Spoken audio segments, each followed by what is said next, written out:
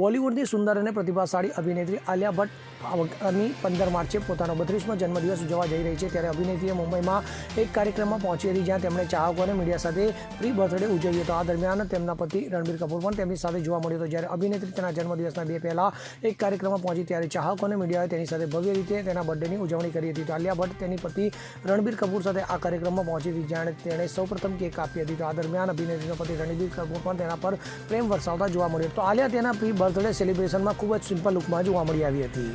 Bureau report CN24 news.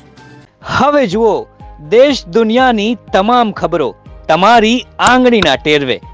ઉઠાવો mobile અને Google Play Store પરથી ડાઉનલોડ કરો અમારી CN24 ન્યૂઝ મોબાઈલ એપ.